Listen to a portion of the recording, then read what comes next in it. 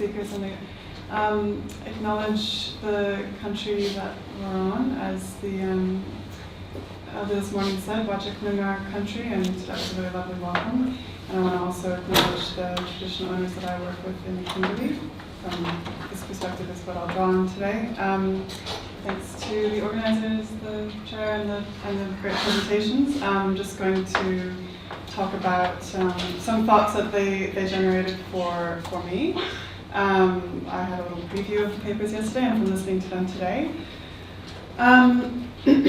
So, and just drawing out some of what they made me think about. I wanted to start by recognizing really worthy principles that they both brought forth about having more high-quality ethnographic methodology, bringing that into heritage work. I think that's really positive. Dermot, she champions for striving for longer-term field engagement and relationship building with our heritage teams. And Eddie advocates conceptualizing the heritage professional more as an expert, like the native title anthropological expert for the court. He gives us an overview of literature on rapid ethnographic methodologies, which I think is going to be potentially really helpful. I'm feeling I want to look more into that. I think it'll fill a little bit of a gap in our training, which isn't always, as David flagged today, kind of really relevant to the applied work that we do. Eddie says we should consider heritage work, the work that we do there, proper ethnographic research, and use these strategies developed from other applied research that requires short-term intense engagement and produce more rigorous ethnographic data. So if anthropologists are going to continue to work in the heritage space, I wholeheartedly agree with the presenters that we should use the tools of our discipline as best we can and produce the highest quality work possible that we would all actually recognize as anthropological. I think they're noble aims, but I wanted to open up the discussion on how that might be practically possible to create meaningful and useful ethnographic content in this context, given the constraints that have been flagged, which makes it, not easy. I agree that we should advocate for heritage work to go beyond being compliance-led and recognize it for the unique opportunity that it can be. Heritage clearance work is an opportunity for Aboriginal people to be paid to go out on their country, sometimes places they don't get to go very often or ever, in an intergenerational group of elders with knowledge to pass on and younger people who can learn from them. And a heritage professional with training and documenting cultural values in the landscape is paid to be there with them. So yes, let's use whatever influence we have to insist that this heritage clearance work incorporates more of what the traditional owners actually want out of the process. And this brings me back to the theme of this panel of the agreement making. I think this will require a more direct engagement in agreement making. Bringing in the aspirations of the Aboriginal groups as much as possible.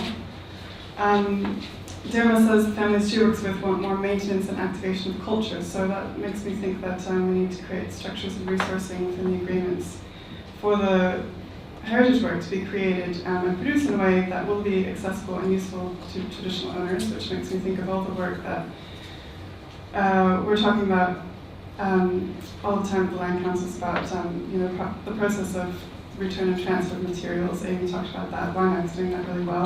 That best practice in that kind of return of material space needs to be thought about in the heritage space too. Building the capacity of the organizations to manage their own heritage data.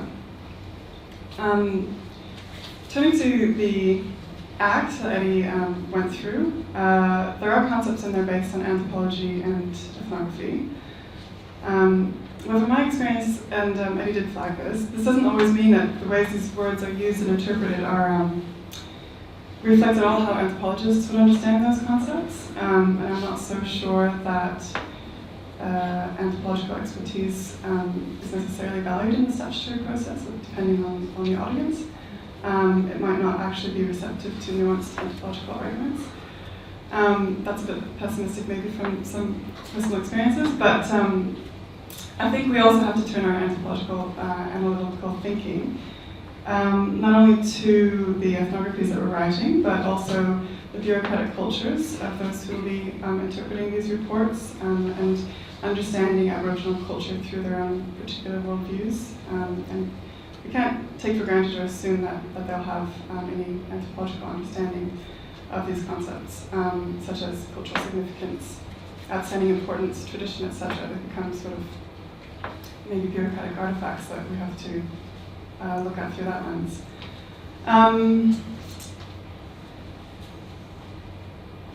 So I think it's important to, working in the heritage space, develop our anthropological understanding of where that intercultural space of the anthropologists, the government, the Western legal system, the traditional owners that we work with, the proponents, the intercultural space where we all meet, and analyze the power dynamics there, our position within it, maybe as a third space. So hopefully if we're looking in a third space, as Derma talked about.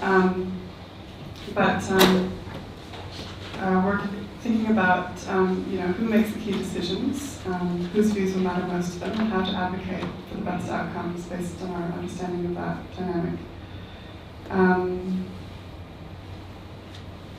And my experience being in Barritt on the Heritage Survey is that, my position there, being the independent, is actually valuable. We can keep the proponents accountable, more than just what we contain in the report. And if we can have better ethnography reports, all the better. But we're also there to keep the outcomes clearly documented and transparent, and ensure TOs are getting reliable information and independent advice out in the field. And I'm thinking the longer term engagement relationship building is something that probably requires a different model, as the speakers have already said. And just to wrap up and conclude, I think all of these outcomes achieved working alone will have to work together. And this was my main sort of thought, and Julie flagged that at the very start by saying, how important collaboration is. The ongoing fallout from the disaster of the failed Heritage Act reforms are one critical juncture that we need to respond to proactively and collaboratively. I do know that ASWA has engaged with the proposed new Heritage Survey programs, and that's been really important to put anthropological views up front in that kind of process, and we need more of this.